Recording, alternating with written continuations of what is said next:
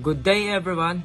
This is our semi-final performance task in the subject The Contemporary World, presented by I am Jed Igor A. Pible.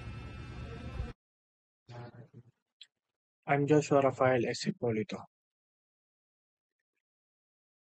I'm Erica B. Kaigan. I am Faiz Amir Ali. Hi, my name is Raldis E. Pumarejos.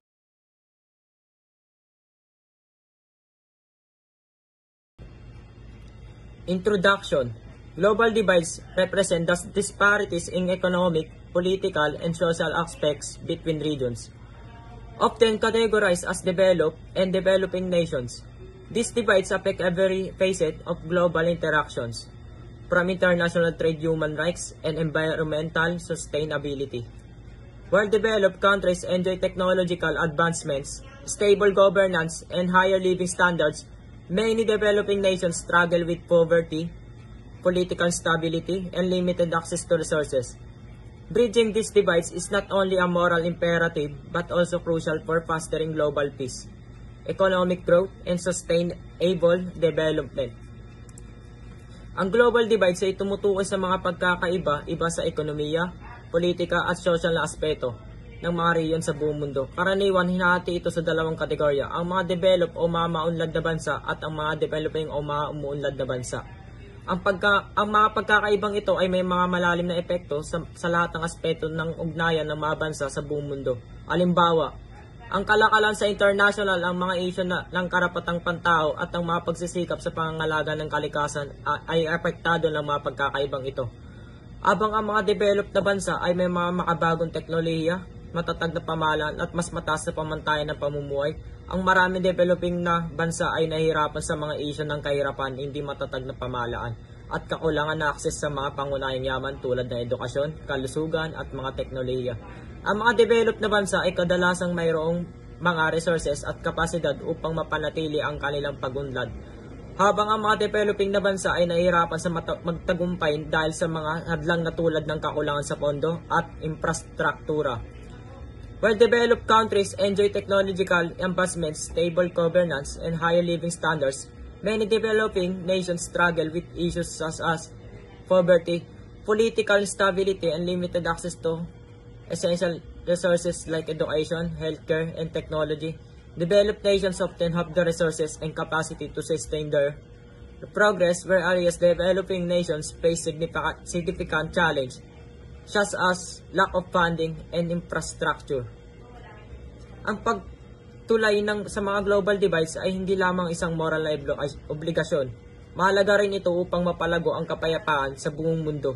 Ang pagunlad na ekonomiya at ang sustainable ng kaunlaran, kung magtutulungan ang mga developed at developing na bansa at magkakaroon ng mga konkretong hakbang upang matugunan ang mga isyong ito, mas magkakaroon tayo ng mas pantay-pantay na mundo kung saan ang bawat bansa ay may oportunidad na magtagumpay at mag-prosper.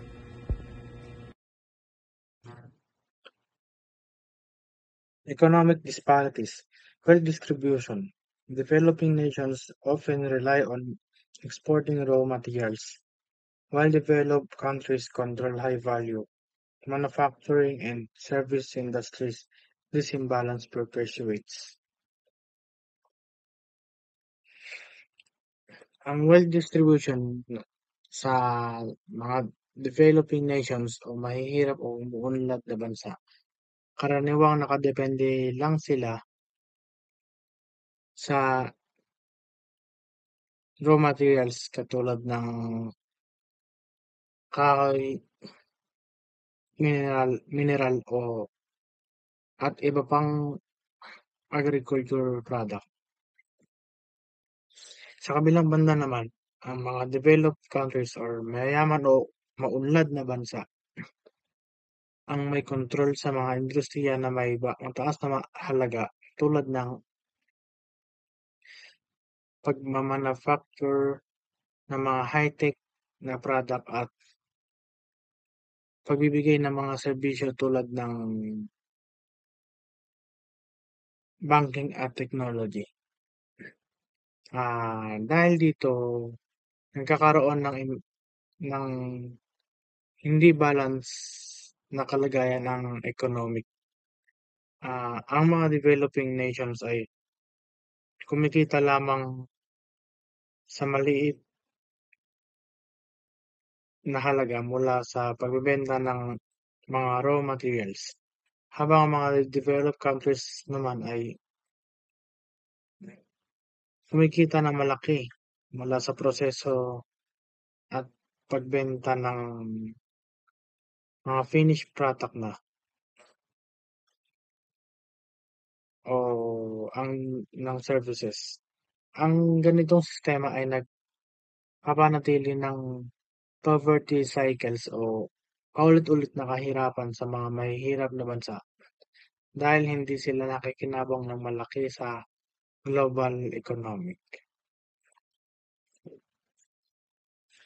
Technological access. The digital divide leaves developing regions with limited internet connectivity, restricting economic and educational opportunities. Ang technological access naman ay ang digital divide ay nagdudulot ng hindi pagkakapantay-pantay sa access sa technology at internet. Sa mga developing regions, maraming lugar ay ang may mahirap o walang internet connectivity. Kaya't nahihirapan ng mga tao na makuha ang mga opportunity sa economic at education. Ang kakulangan sa modern technology ay naglilimita sa kanilang pag-access sa information, online na trabaho at learnings na nagiging hadlang sa kanilang pag-unlad at pagiging competitive sa global na pamilihan. Ang hindi pantay na distribution ng technology ay nagiging sanhi sa atrasadong pag-usbong sa mga bansa.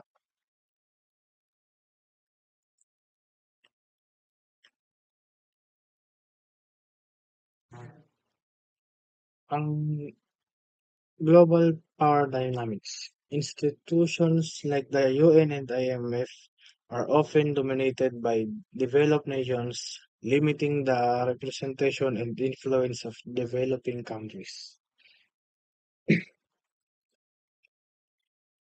So, ang global power dynamics ay tumutukoy sa hindi pantay na kapangyarihan sa pagitan ng mga bansa. Ang mga institusyon tulad ng United Nations at International Monetary Fund ay madalas na kontrolado ng mga developed nations. Dahil dito, limitado ang representation at influence ng mga developing countries. Kaya hindi lubos na nabibigyan pansin ang kanilang mga pangangailangan at interes.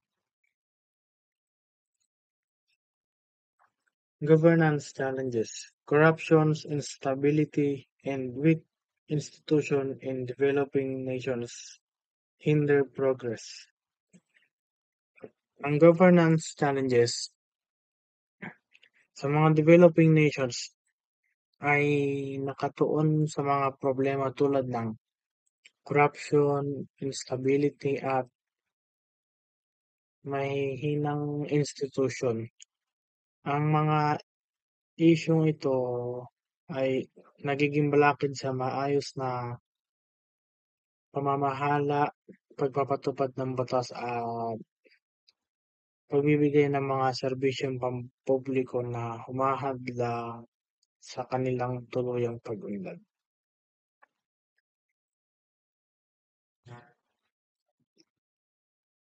Healthcare and education. Developed countries have better healthcare systems and universal education, while many developing nations struggle with basic services. So, mga ang healthcare and education, ang mga developed countries ay may maayos na healthcare system at universal education kung saan libre o abot kaya ang serbisyong medical at education. Ang mga paaralan at hospital ay sapat na pasilidad at resources. Sa kabilang banda naman, maraming developing nations ang nahihirapang magbigay ng mga pangunahing serbisyo tulad ng ospital at paaralan. Kaya't mas maraming tao ang hindi nakakatanggap ng tamang pangangalaga at education. Maraming mahihirap na pamilya ang hindi kayang magbayad sa mga pangunahing pangangailangan sa kalusugan at edukasyon. Gender inequality. Women in developing nations often face systematic barriers at limit their participation in economic and political activities. So, ang gender inequalities sa maraming developing nations, ang mga kababaihan ay nahaharap sa sistemang balakid na humahadlang sa kanilang participation sa economics at politics. Na maraming babae ang hindi binibigyan ng pantay na opportunity sa trabaho, edukasyon at pamumuno.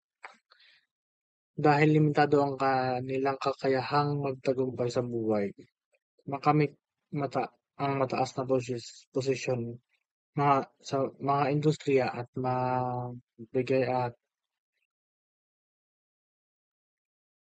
magbigay ng kontribusyon sa mga desisyon sa gobyerno. Ang gender inequality ay nagpapatuloy dahil sa mga cultural na norm at legal na hadlang.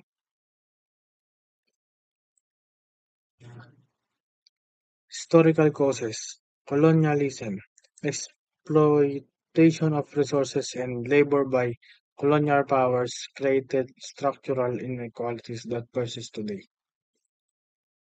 So, ang colonialism ay nagdudulot ng pagsasamantala sa mga likas na yaman at paggawa ng mga colonial powers sa mga bansang kanilang sinakop. Ang sistemang ito ay lumikha ng mga structural inequalities o hindi pagkakapantay-pantay na patuloy na nararamdaman hanggang ngayon. Maraming bansa ang nananatiling mahirap dahil sa mga epekto ng colonial rule, kung saan ang kanilang mga yaman at tao ay ginamit para sa kapakinabangan ng mga banyagang bansa. Ang mga pamana ng colonialism ay nag-iiwan ng mga hadlang sa kanilang pag-unlad. Systematic inequality. Racism, discriminatory policies, and institutional biases have marginalized certain regions and populations. So, ang systematic inequality ay tumutukoy sa mga structure na hadlang na nagpapalaganap ng racism, discriminatory policies, at institutional biases laban sa mga tiyak na rehiyon at population. Ang mga discrimination sa lahi, relihiyon at culture ay nagiging hadlang sa pagkakataon ng ilang grupo na magtagumpay sa economic at politics. Dahil dito, maraming komunidad ang nawawalan ng akses sa mga serbisyong pampubliko, edukasyon at mga trabaho na nagdudulot ng patuloy na kahirapan at marginalisasyon. Contemporary causes: globalization, unequal trade agreements and multinational corporation exploitative practices widen the gap. So, ang globalization ay nagdudulot ng hindi pantay na kalakalan dahil sa mga hindi makatarungang trade agreements at ang mga mapagsamantalang gawain ng mga multinational corporation. Ang mga kasunduan at operasyon ng malalaking kumpanya ay kadalasang nagpapayaman sa mga developed countries at nagpapahirap sa mga developing nations. Dahil dito, lumalaki ang economic gap sa pagitan ng mga mayayaman at mahihirap na bansa. At nagiging mahirap para sa mga umuunlad na bansa na magkaroon ng pantay na pagkakataon sa global na economic. Climate change. Developing countries bear the brunt of environmental degradation caused by industrialized nations. So, ang climate change ay isang epekto ng nararanasan ng mga developing countries na kadalasan ay hindi naman ang mga ito ang pangunahing sanhi ng environmental degradation. Ang mga industrialized nations na may mataas na antas ng pollution at production ay nag-aambag sa pagkasira ng kalikasan. Ngunit ang mga developing countries ang bumabawi ng mga pinakamalaking epekto tulad ng mga natural na calamity, pagkawala ng mga taniman at pagtaas ng mga sakuna. Ang ganitong sitwasyon ay nagpapalala ng kanilang mga problema sa kalusugan, kabuhayan at pag-unlad. Impacts of global divides. International relations. Power imbalances foster dependency and tensions between nations. So, ang international relations ay kadalasang apektado ng mga power imbalances o hindi pantay na kapangyarihan sa pagitan ng mga bansa. Ang mga ganitong hindi pagkakapantay-pantay ay nagdudulot ng dependency o pagkakaroon ng sobrang pag-asa ng mga developing nations sa mga developed nations. Pati na rin ng mga tensyon sa pagitan ng mga bansa. Ang pagkakaroon ng kontrol ng mga mayayamang bansa sa mga mahihirap na bansa ay nagpapalala ng mga issues sa global politics at relation. Trade. Developing nations often face unfavorable trade terms that benefit wealthier countries. Ang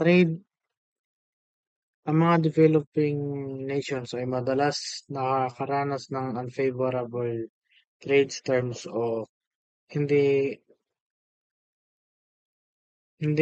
pampabor na kondisyon sa kalakalan kung saan Ang mga kasunduan ay karaniwang mas kapakipakinabang sa mga wealthier countries dahil dito ang mga umuunlad na bansa ay nahihirapan mag-export ng kanilang mga produkto sa tamang presyo at halaga. Kaya ang mga mayamang bansa ay patuloy na nakikinabang mula sa kanilang mga likas na yaman at paggawa habang ang mga developing nations ay nahihirapang mag-angat. Development. Lack of infrastructure, education, and healthcare perpetuates poverty and limits human potential. Ang development, ang lack of infrastructure, education, at healthcare sa mga developing nations ay nagiging pangunahing dahilan ng patuloy na poverty o kahirapan at naglilimita sa human potential o kakayahan ng tao na magtagumpay. Ang mga kakulangan ng mga posibilidad at serbisyos ay nagiging hadlang sa mga taong magtrabaho, mag-aral at maging malusog na nagpapahina sa kanilang pagkakataon ng magtagumpay sa buhay at mag-ambag sa pag-unlad ng kanilang bansa. Economic reforms, debt relief programs, forgiving debt for heavily indebted nation can involve to invest and develop. Ang debt relief program ay mga programa na tumutulong sa pagpatawad o pagbabawas ng utang ng bansa lubog sa pagkakautang. Layon nito na mabigyan ng mas magaan na sitwasyon sa mga bansang hindi na kayang bayaran ang kanilang utang. Sa pamamagitan nito, nagkakaroon sila ng kakayahan ituon ang kanilang pera at resource sa mahalagang aspeto, pag-unlad ng edukasyon, kalusugan, infrastruktura at pagbawas sa kahirapan. Key benefits of debt relief for development: increase social investment.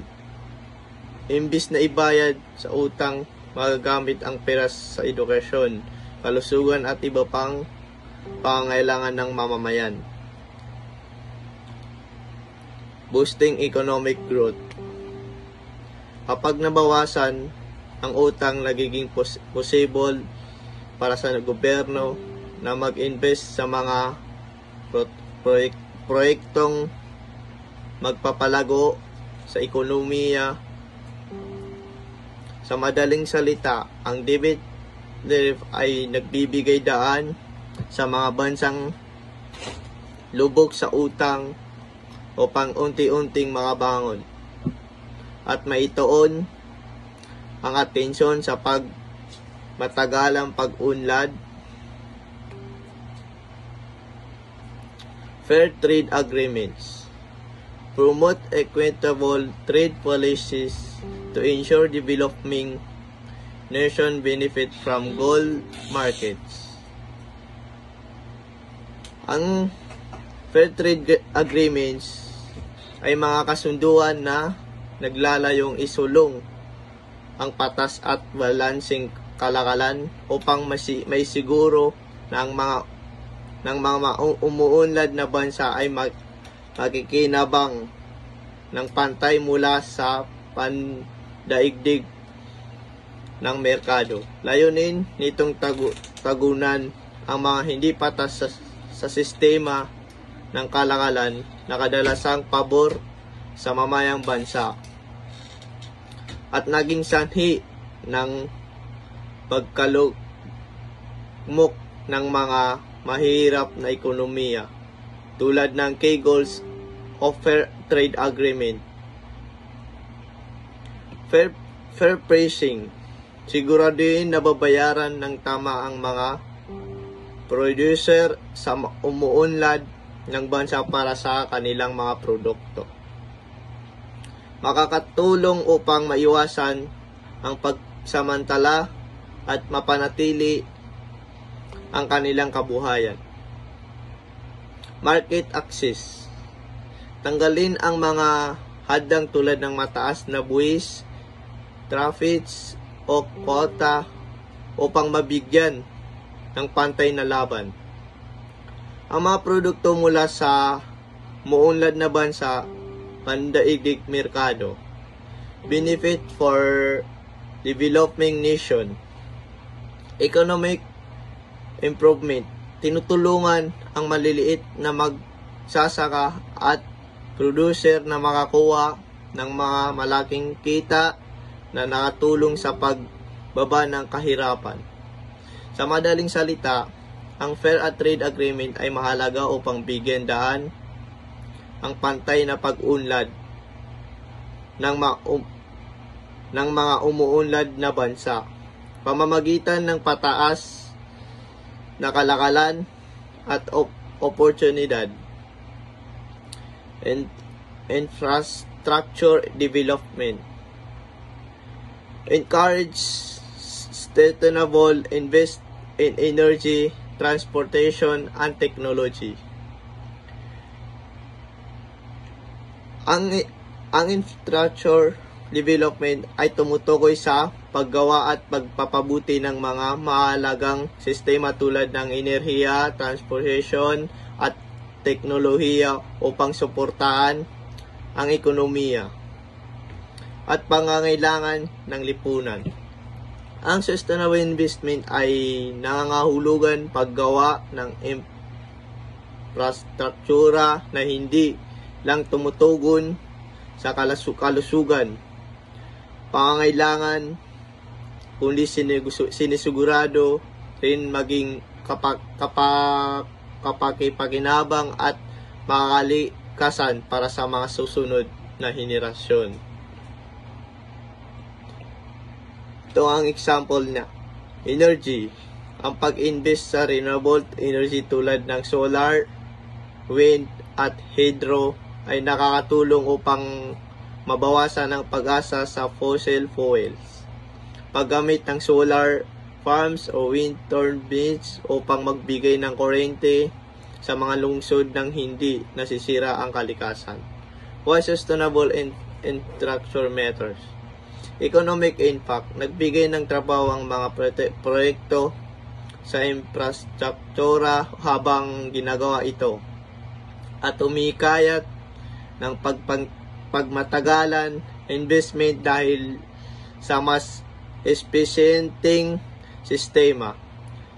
Sa madaling salita, ang sustainable infrastructure development ay nagtitiyak ng mga ekonomiya at lipunan at pag-unlad nang hindi sinasakripisyo ang kalikasan o ang pangangailangan ng mga susunod na henerasyon.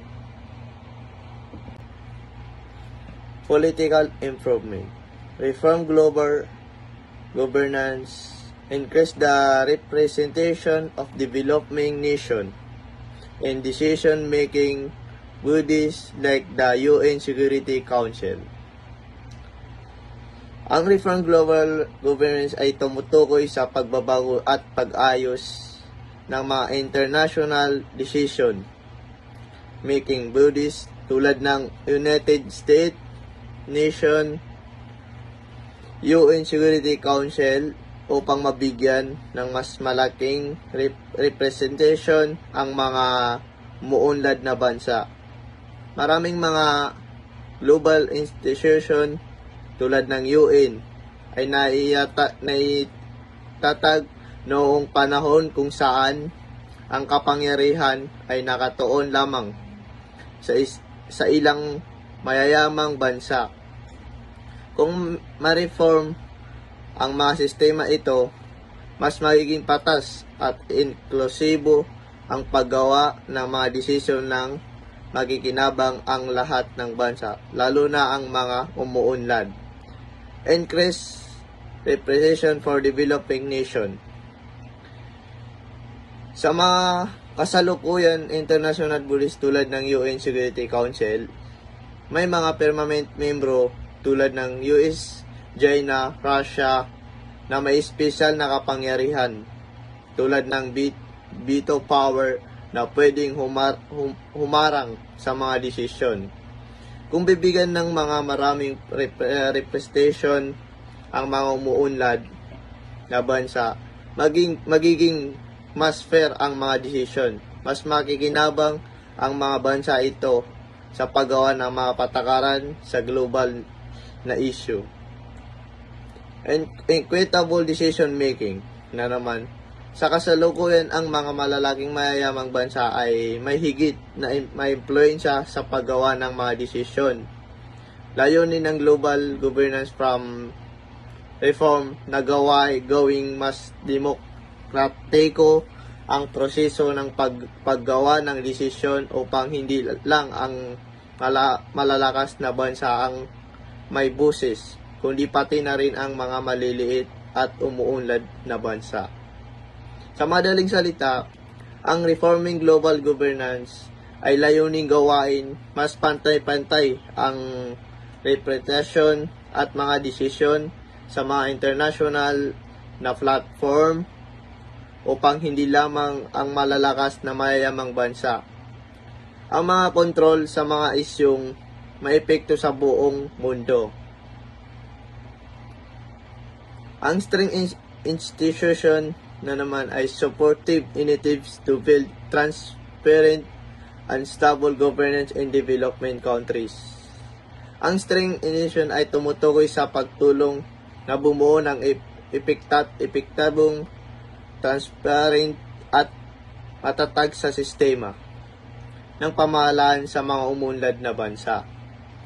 Ang mga lalakas na institusyon ay mga pundisyon ng isang maayos na lipunan kung saan ang mga gobernador ay kayang magsilbi sa kanilang mga tao, pamahalaan ng mga resources, at lumikha ng isang environment na nakakatulong sa paglago at stability.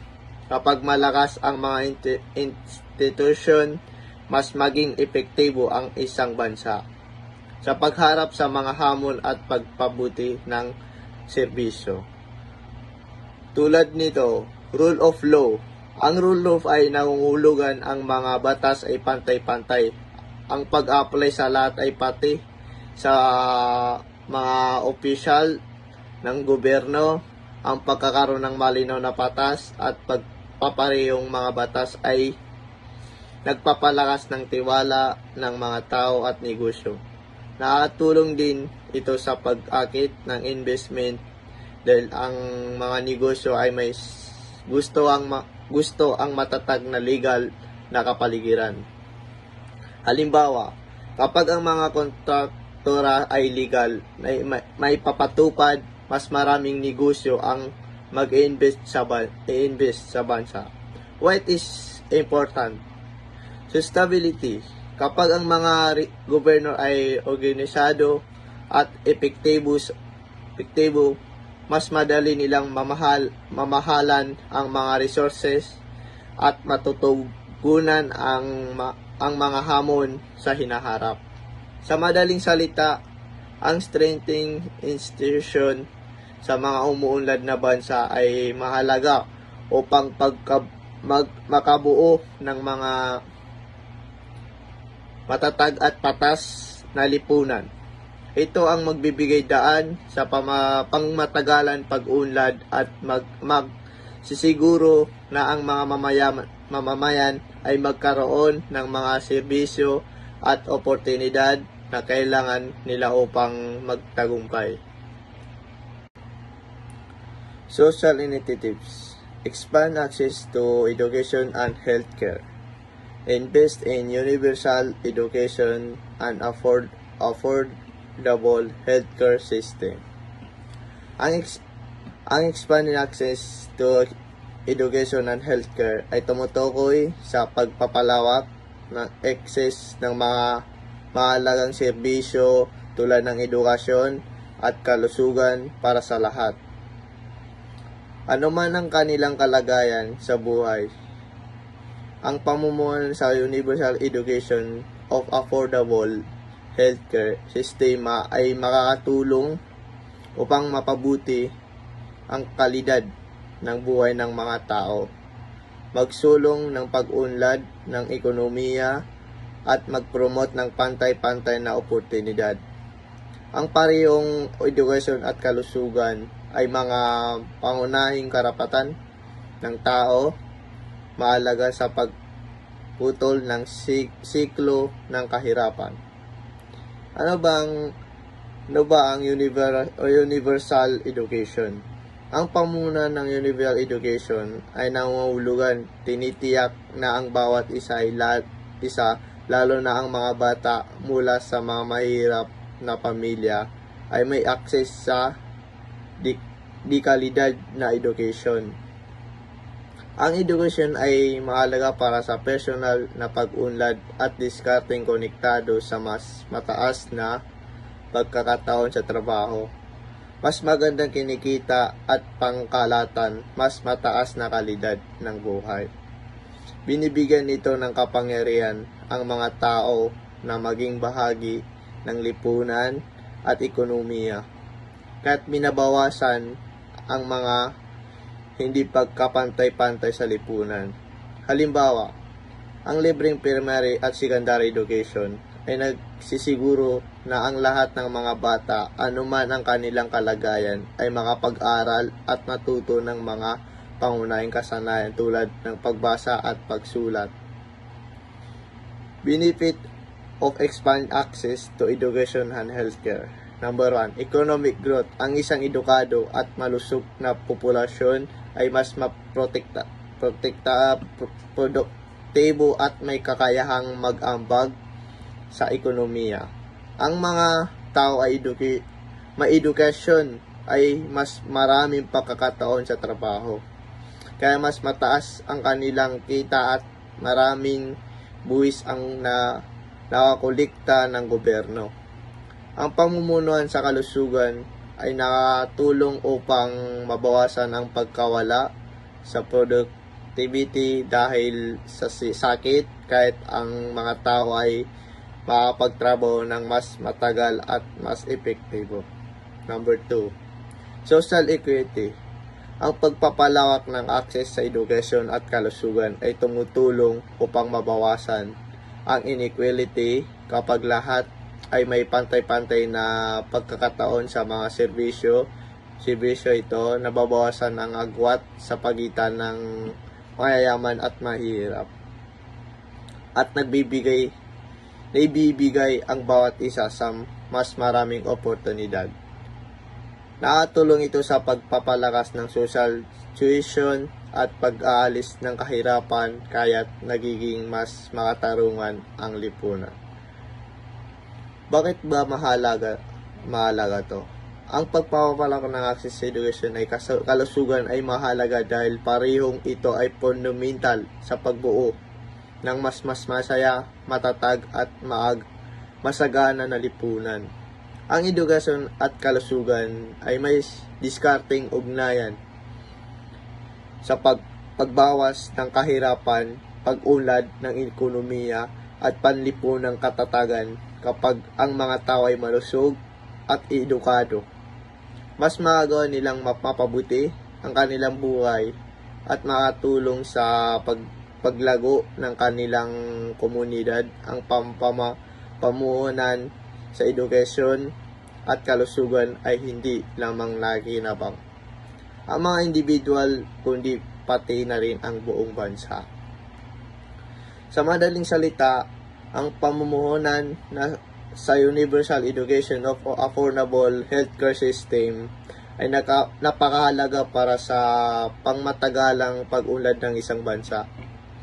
Tinitiyak nito na ang bawat isa ay may pantay-pantay na pagkakataon na magpatagumpay at magkaroon ng malusog na produktibong buhay na sa huli ay makikinabang ang buong bansa. promote gender equality, empower women through education, microfinance, and leadership opportunities. Ano nga ba to? Ang promote gender equality means ay advocating for equal rights and opportunity for all genders with a focus on improving women to reach their full potential. Ito ay maaaring magawa sa pamamagitan ng pagbibigay ng access sa edukasyon, microfinance at leadership opportunities para matiyak na ang mga kababaihan ay may pantay na pagkakataon tulad ng mga kalalakihan na magtagumpay at mag-ambag sa kanilang komunidad. Ang gender equality ay hindi lang isang pangunahing karapatan, kundi isang mahalagang hakbang para sa social progress at ekonomiya growth. Tulad nito, education for women. Ang education ay isa sa mga pinakamalakas na tools para sa pagpalakas ng kababahihan. Kapag ang mga kababahihan ay nagbibigay ng oportunidad na mag-aral, mas mataas ang kanilang pagkakataon na magkaroon ng magandang trabaho, mas mataas na kita at mas mataas na kalidad ng buhay. Binibigyan din sila ng edukasyon, ng kaalaman para maging empowered at magawa nilang makibahagi sa mga desisyon sa kanilang komunidad. Halimbawa, ang free education o scholarship para sa kababayan ay nagbibigay daan upang makapag-aral sila at leadership opportunities for women. Ang pagbibigay ng leadership opportunities sa kababayan ay ibig sabihin nito ay bigyan sila ng pagkakataon na magkaroon ng mga posisyon, pamumuno sa politika, negosyo at komunidad. Kapag ang mga kababayan ay nasa mga leadership position, nagdadala sila ng bagong perspective at nagiging bahagi sila sa paggawa ng desisyon sa mga usapin na may kakinalaman sa buong komunidad. Halimbawa, ang mga leadership training program para sa kababayan ay nagbibigay sa nila ng mga kasanayan na kailangan nila para magtagumpay sa mga posisyon sa gobyerno o negosyo. Bakit ba mahalaga? Ang gender equality ay mahalaga dahil ito ay nagsusulong ng pantay-pantay na oportunidad para sa lahat ng kasarian. Kapag ang mga kababayan ay binibigyan ng pantay na pagkakataon sa edukasyon, negosyo at pamumuno, sila ay magiging aktibong bahagi ng lipunan at makakatulong sa pagbuo ng mga makatarungan at mas masaganang komunidad. Ang pagpapalakas ng kababayan ay hindi lang para sa kanila, kundi para sa buong bansa at komunidad. Sa madaling salita, ang pagpupromote ng gender equality ay isang susi ng paggawa ng mas maligaya, makatarungan at matagumpay na lipunan para sa lahat. Climate action. Climate adaptation funding provides resources to help vulnerable nation cope with climate change impacts. Ang climate adaptation funding ay tumutukoy sa pagbibigay ng mga financial na resource upang matulungan ang mga bansang malalapit sa panganib at komunidad na makapag-adjust sa mga epekto ng climate change. Ang mga bansang ito ay nakakaraniwang may limitadong resource ay higit na tinatamaan ng mga epekto ng climate change tulad ng pagtaas ng level ng dagat, mga matinding kalamidad at tagtuyot. Ang mga pundo ay tumutulong sa kanila na maging matatag, mapoprotektahan ang kanilang mga mamayan at mabawasan ang mga panganib na dulot ng pagbabago ng klima. Support for vulnerable countries. Ang mga bansang lubhang apektado ng climate change tulad ng mga malilit na islas o mga bansang nasa baba ng lugar ay kadalasang kulang sa resource upang labanan ang mamatinding epekto ng climate change. Ang Climate Adaptation Funding ay mahalaga para matulungan sila na mag-develop ng mga strange at infrastructure upang maprotektahan ng kanilang mga mamamayan. Halimbawa, ang mga bansang madalas tamaan ng baha ay maaaring gamitin ang mga pundo para magtuyo ng flood defense o palakasan ang kanilang air warning system para mabigyan ng babala sa mga kalamidad. Bakit mahalaga? Ang Climate Adaptation Funding ay mahalaga dahil ito ay nagbibigay ng pagkakataon sa mga bansa vulnerable na makayanan ang mga hamon dulot ng climate change sa pamamagitan ng pundo.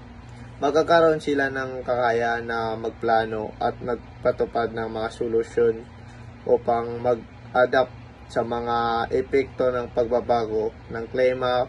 Makatulong ito sa pagbawas ng panganib sa buhay at kabuhayan ng mga tao, pagpalakas ng kanilang komunidad at sa pagpamatagalan pag-unlad ng kanilang bansa.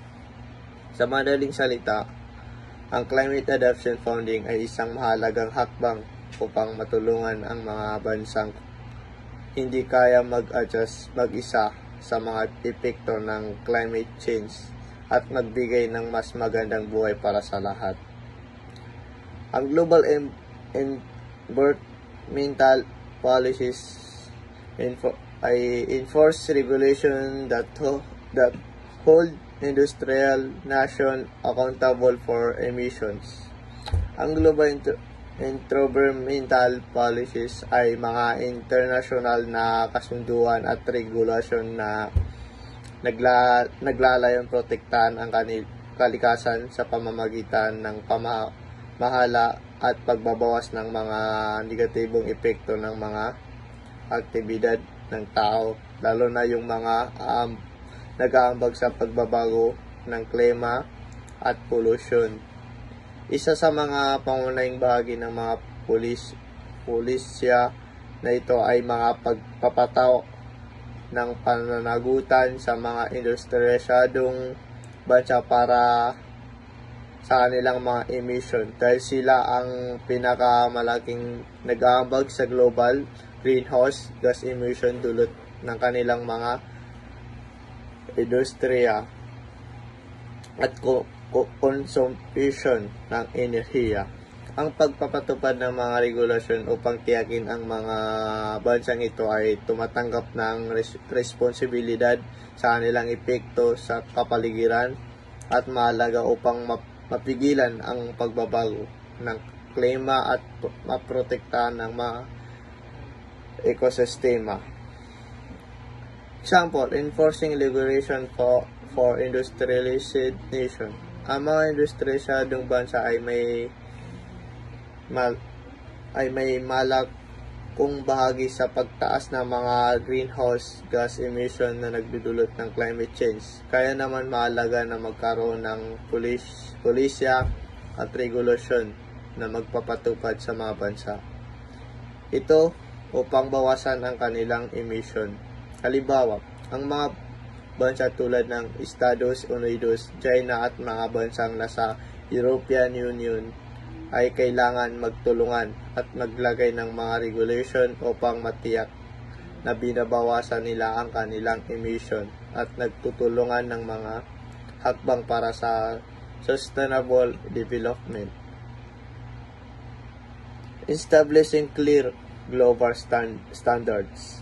Sa pamamagitan ng mga global environmental policies, maaaring maglatag ng mga universal na tayan at regulasyon na magbibigay gabay sa mga industriyadong bansa kung paano nila dapat pangalagaan ang kapaligiran. Ang mga regulasyon nito ay nagbibigay daan para sa mga bansang ito na magtulungan at magtupad ng mga hakbang upang mabawasan ang epekto ng kanilang emisyon sa buong mundo. Halimbawa, ang mga international na kasunduan tulad ng Paris Agreement ay naglalagay na mga binding targets para sa pagbawas ng emission na makakatulong sa mga bansa na mag-align ng kanilang mga pulisya at hakbang upang maabot ang global climate goals.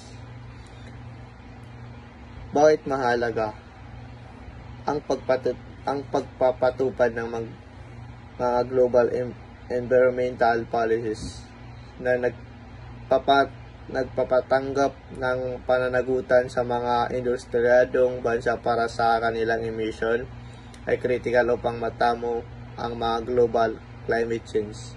Dahil ang mga industriyadong bansa ang pinakamalaking nag-aambag sa pollution, mahalaga na sila ang manguna sa pagbabawas ng emission at pag-shift sa sustainable na mga energy source. Ang mga pulisya na ito ay tinitiyak na ang lahat ang mga bansa, lalo na ang mga pinakamalaking epekto sa kapaligiran, ay gagampanan ang kanilang bahagi sa pagtugon sa global environmental crisis at pagpapahalaga sa mas malinis at magandang mundo para sa mga susunod na henerasyon. Ang global divide ay yung pagkakahati-hati ng mundo sa mayaman at mahirap ay isang malaking problema. May mga bansa na sobrang yaman, may mga bansa na sobrang hirap. Yung iba ay sobrang advanced in technology, and yung iba naman ay hinunang sa dito. Dati pa may mga bagay na nagdudulot ng contamination, like colonialism at exploitation. Ngayon naman may mga bagong issues tulad ng climate change at global inequality. Ang mga epekto ng global divide ay malala. Nakaka-affect ito sa poverty, hunger, diseases, conflict, nakaka-hamper dito ng public growth and social progress at environmental security. Para ma-bridge ang mga divide na ito, kailangan natin magtulungan strategy tulad ng fair trade, aim and develop education, climate action at skills ay makakatulong. Bilang mga individual, pwede rin tayo tumulong by pagbili ng mga fair-made product, mag-reduce ng carbon footprint, mag-donate sa charity, mag-volunteer at mag-spread ng awareness. By working together, we can create a more just, equitable, and sustainable world for all of us. And I'm going to explain the storyboarding and script writing. Storyboarding. Ang storyboarding ay parang comics ng pelikula. Ipinapakita nito kung paano ang mga scene at shots, pati na ang mga galaw ng camera at actions ng mga karakter. Makikita rin dito ang timing ng bawat shot at kung anong sound o dialogue ang kailangan. Tinutulungan nito ang direktor, crew at mga aktor kung paano kukunan ang mga scene. And next is script writing. Ang script writing ay ang pagsulat ng dialogue, actions at settings. Kasama rito ang scene, headings, action lines, and dialogue at character descriptions. Nagsasabi ang script kung ano ang gagawin at sasabihin ng mga character. Paano sila nagwo-work. Ang script ang nagbibigay ng kwento at ang storyboard naman ang nagpapakita kung paano ito kukunan. Pareho silang mahalaga upang magkaintindihan ng lahat sa paggawa ng pelikula.